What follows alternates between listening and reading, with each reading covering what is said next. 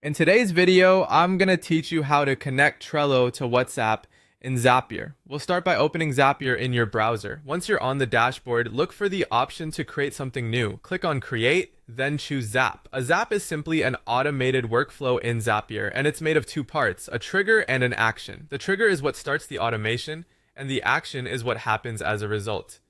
First, we'll set up the trigger. Click on Trigger to choose the app that will kick things off.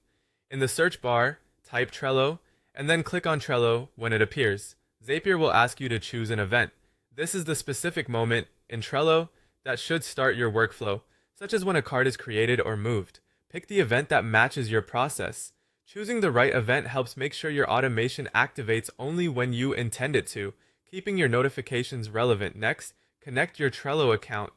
Zapier will guide you through a secure sign-in window where you can grant permission for Zapier to access Trello, approve the connection, and you'll be ready to move on. If you work with multiple workspaces, just make sure you're authorizing the correct one for your boards. With the trigger set, it's time to define what happens afterward. Click on Action to choose the app that will perform the follow-up task. In the search bar, type WhatsApp and click on WhatsApp.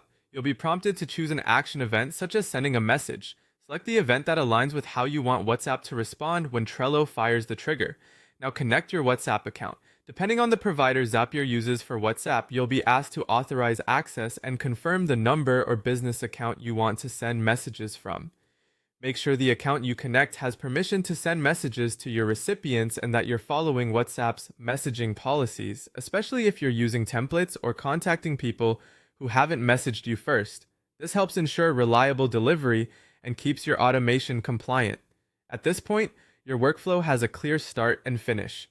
Trello triggers the process, and WhatsApp carries out the action you selected. With those connections in place, you're set to streamline updates from Trello straight to WhatsApp, keeping your team or clients informed without manual effort. That's the core setup from start to finish.